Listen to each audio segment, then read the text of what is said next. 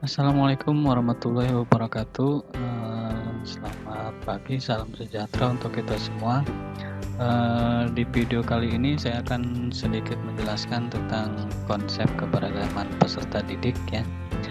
Salah satu materi yang terdapat di guru belajar dan berbagi seri pendidikan inklusif, yaitu konsep keberagaman peserta didik ya. Keberagaman peserta didik di kelas inklusif memiliki karakteristik tersendiri ya, baik pada peserta didik reguler maupun pada peserta didik berkebutuhan khusus.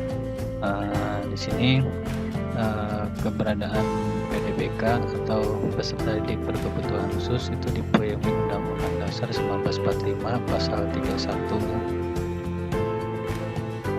Ayat 1 yang mengamanatkan bahwa setiap warga negara berhak mendapatkan pendidikan. Artinya di sini peserta didik berkebutuhan khusus pun dia berhak mendapatkan pendidikannya.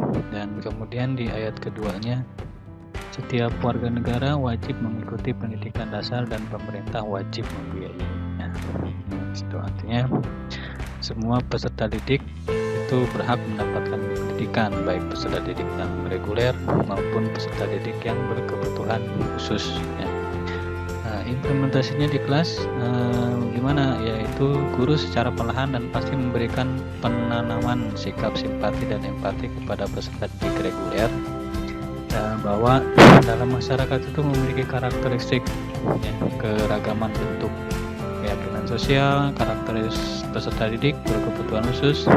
Dengan demikian ciptakan suasana kebersamaan dalam berbagai aktivitas agar seluruh peserta didik membaur dan saling interaksi, sehingga akan tampak mereka bersosialisasi dan saling tolong-menolong bersama.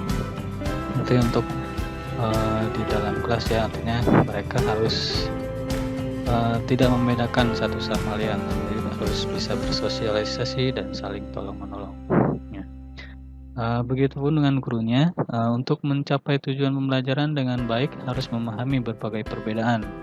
Setiap individu memiliki karakteristiknya sendiri, baik dalam gaya belajar ataupun kemampuan mengaktualisasikan berbagai kemampuan dan keterampilannya. Misalnya perbedaan gender, murid laki-laki memiliki karakteristik yang berbeda dengan murid perempuan.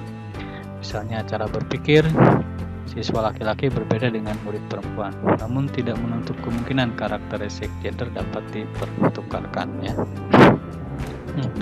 Dengan demikian, guru sangat penting memberikan wawasan kepada peserta didik bahwa masyarakat itu majemuk tradisional perlu mempertimbangkan adanya pluralitas horizontal, artinya ada perbedaan etnik, sub-etnik, dan pluralitas vertikal, yaitu adanya pelapisan-pelapisan sosial. Nah, di sini penamaan di sekolah dewasa ini sudah tepat ya, mengingat cara pandang ini yang lebih positif dibandingkan dengan istilah murid atau siswa ya. Hal ini kata peserta didik dapat mengakomodasi keberagaman peserta didik dalam melihat kebutuhannya. Nah, kata kebutuhan khusus menjadi dasar dalam melihat apa yang menjadi masalah dan kebutuhan peserta didik dan bukan pada label yang menyertainya. Oleh karena itu, guru hendaknya memandang setiap peserta didik berkebutuhan khusus atau PDBK memiliki karakteristik unik. Karakteristik PDBK ini berkaitan dengan bagaimana cara terbaik dalam memenuhi kebutuhan khususnya. Pandangan ini akan menuntun guru dalam menyusun akomodasi program untuk mengatasi hambatan dan mengoptimalkan potensi peserta didik. Dengan demikian, upaya pemberian layanan pendidikan terhadap PDBK hendaknya berfokus pada potensi-potensi yang dapat dikembangkan melalui pengambilan guru secara berkesinambungan dan sistematik dalam proses identifikasi dan asesmen. Itu sangat sejalan dengan Permendikbud nomor 16 tahun 2007 tentang standar kualifikasi akademik dan kompetensi guru, bahwa dalam kompetensi pedagogik guru salah satunya adalah memahami karakteristik peserta didik. Maka diharapkan sebelum melakukan pembelajaran, setiap guru dapat melakukan identifikasi dan asesmen.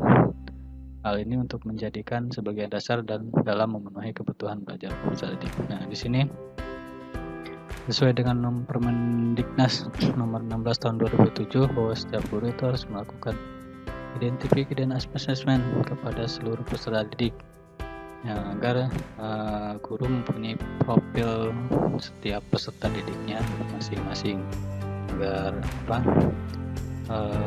semua kebutuhan belajar peserta didiknya terpenuhi, ya. Nah, peserta didik di sekolah secara naluri adalah kumpulan individu yang beragam, ya, antara di kelas itu terdapat individu yang beragam, yang unik, ya, yang karakteristik masing-masing berbeda. Mereka beragam dalam aspek mulai dari fisik, sosial, ekonomi, latar belakang budaya, dan lain sebagainya.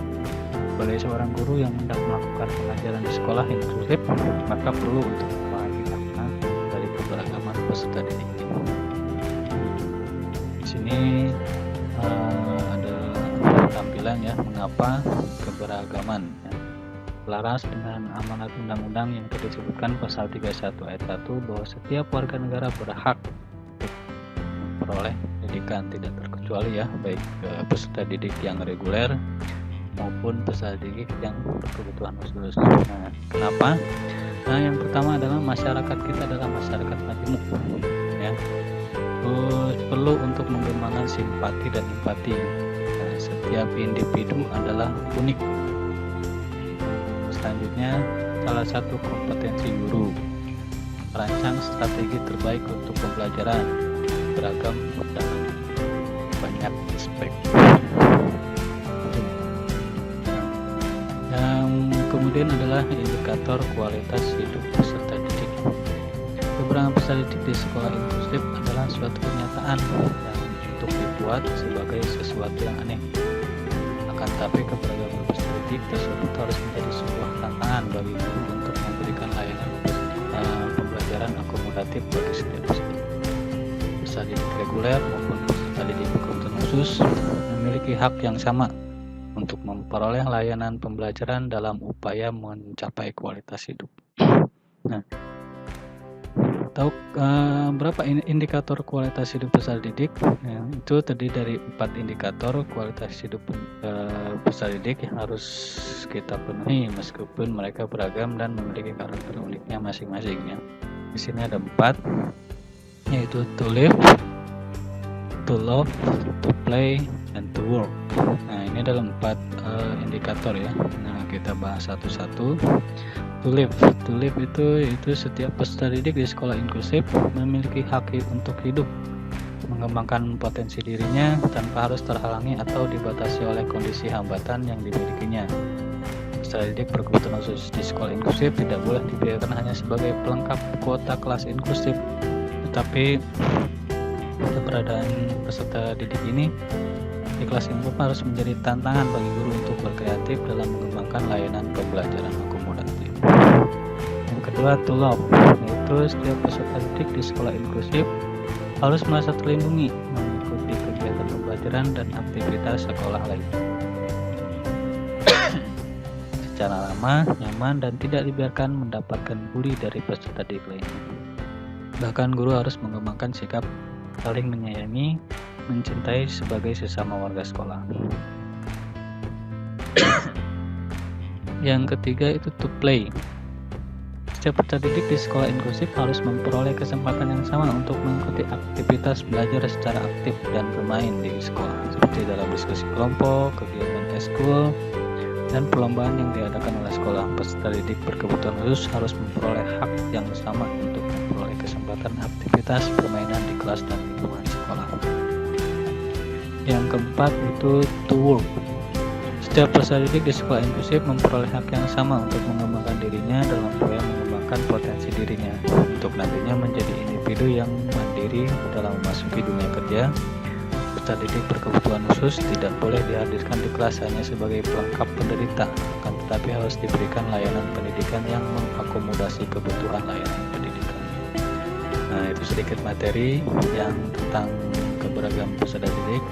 Oke, untuk lebih jelasnya mengenai pendidikan inklusif, Bapak Ibu bisa masuk ke link ini, ya, guru belajar dan berbagi .kemdikbud.go.id.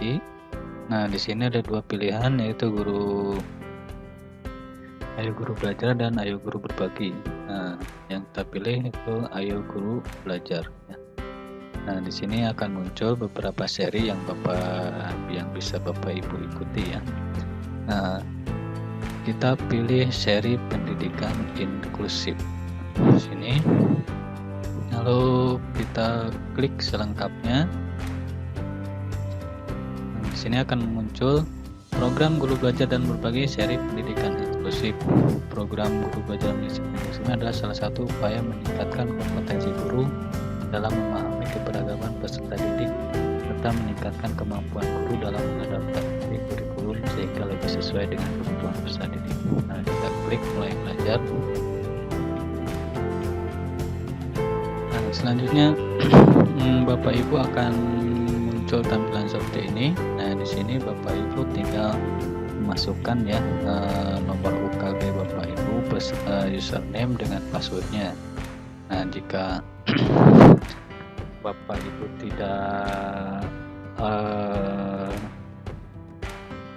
tidak mempunyai akun ini, bisa melakukan registrasi akun. Nah, setelah memasukkan, kita klik masuk sini, klik masuk. Nah, nanti akan muncul serinya seperti ini. Nah, kita pilih yang ini, pendidikan inklusif. Nah, seperti itu. Nanti di sini akan muncul jadwal atau BIMTEK yang bisa Bapak Ibu pelajari. Setelah mengikuti BIMTEK itu Bapak Ibu akan mendapatkan sertifikat setara dengan 32 jam ya setelah mengikuti BIMTEK. Nah, lalu akan dilanjutkan ke latihannya.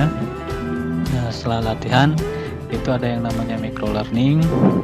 Setelah micro learning, Bapak Ibu akan melakukan pengimbasan. Nah, seperti itu.